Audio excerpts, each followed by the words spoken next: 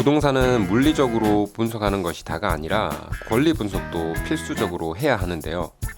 권리 분석에서 가장 중요하고 앞으로 건물주가 되고 부동산 투자를 하게 되면 가장 중요하고 기본적인 지식이라고 할 수 있는 등기사항 전부증명서를 보는 법에 대해 알아보도록 하겠습니다.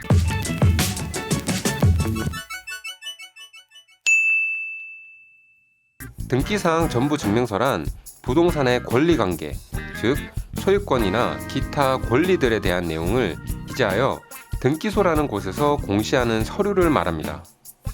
이 등기사항 전부증명서에 우리나라에서 인정하는 부동산 관련 권리들이 모두 기재되는 것은 아니기 때문에 이게 전부는 아니지만 중요한 권리들은 대부분 기재가 되니까 필수적인 확인 서류라고 할 수 있습니다.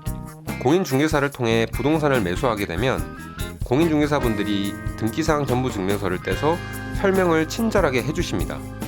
하지만 아무리 친절한 설명을 들어도 여러분이 이해를 못하신다면 아무런 소용이 없겠죠. 그래서 오늘은 여러분께 등기사항 전부증명서를 보는 방법을 알려드릴까 합니다.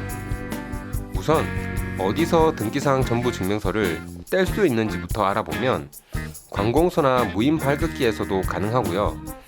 인터넷 기준으로는 대법원 인터넷 등기소라는 곳에서 발급받으실 수 있습니다. 인터넷 등기소 사이트를 보시면 부동산 등기 메뉴에 열람하기와 발급하기 이 두 종류가 있는데요. 이 둘은 수수료가 각 700원, 1000원으로 차이가 나고 그 외의 차이는 발급하기로 받으신 등기사항 전부증명서는 관공서 제출용이라는 차이밖에 없습니다. 그러니 여러분이 권리 분석을 위해 떼신다면 굳이 발급하기를 하실 필요 없이 열람하기를 클릭하셔서 주소를 입력하고 열람용으로 떼셔도 무방합니다.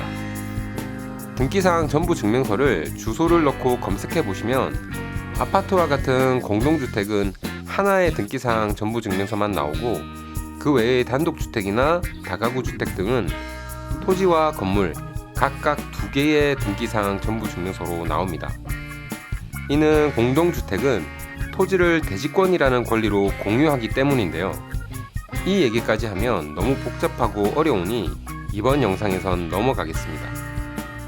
아무튼 아파트를 구입하시려면 전유 부분 하나, 그리고 단독주택이나 원룸과 같은 주거용 건물들은 토지, 건물 2개의 등기사항 전부증명서를 확인해야 한다는 거 알고 계시면 됩니다.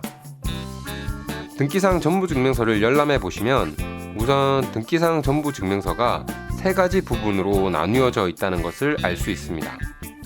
그 3가지는 표제부와 갑구, 을구입니다.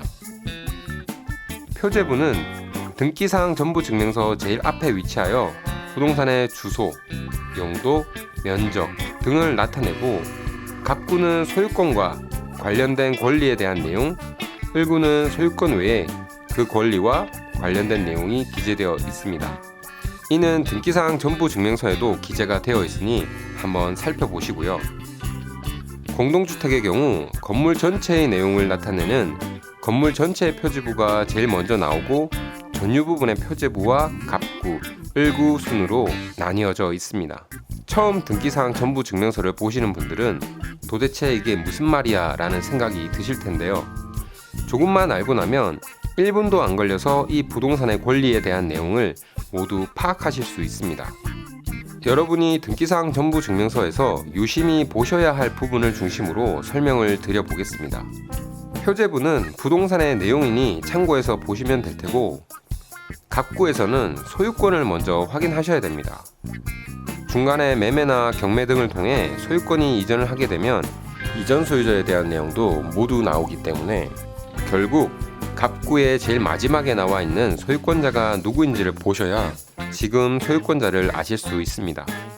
그리고 갑구에서 또 보셔야 할 부분은 소유권과 관련된 압류나 가압류, 소유권 이전 가등기 등이 없는지를 살펴보아야 합니다. 이러한 내용들이 기재가 되어 있어도 소유권 이전은 가능하지만 나중에 이러한 권리가 실행이 되면 소유권을 상실하게 되는 등의 문제가 있을 수 있기 때문입니다. 다음은 을구입니다. 을구에는 소유권 이외의 권리가 기재되는데요. 대표적으로 많이 기재되는 것들은 저당권, 지상권, 전세권입니다. 저당권은 소유자가 누군가에게 이 부동산을 담보로 맡기고 돈을 융통하는 경우 기재되는 권리입니다.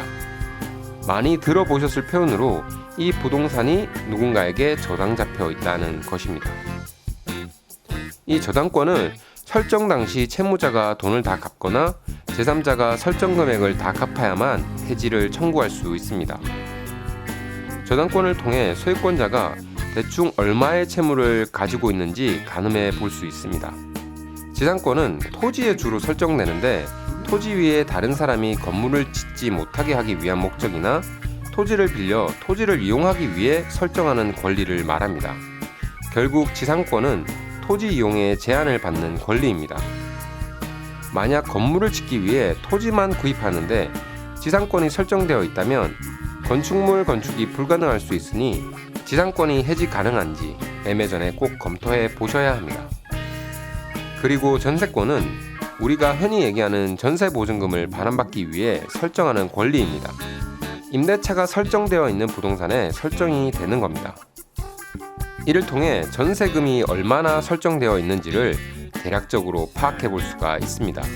간단히 다시 정리해보면 표제부는 부동산 내용을 확인하는 참고용으로 보시고 갑구는 누가 소유권자인지, 다른 압류나 가압류는 없는지, 을구는 어떤 권리관계가 있고 매매 시 이 권리들의 해지가 가능한지 등을 미리 검토하기 위해 등기사항 전부 증명서를 본다고 생각하시면 됩니다.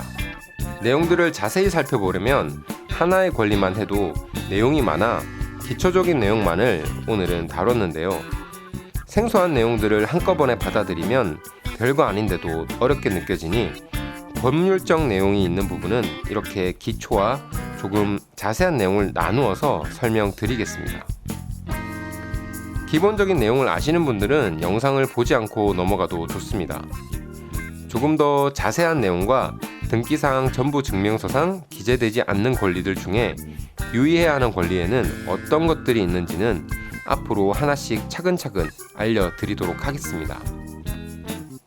이번 영상은 여기까지였습니다. 여러분 부자 되십시오.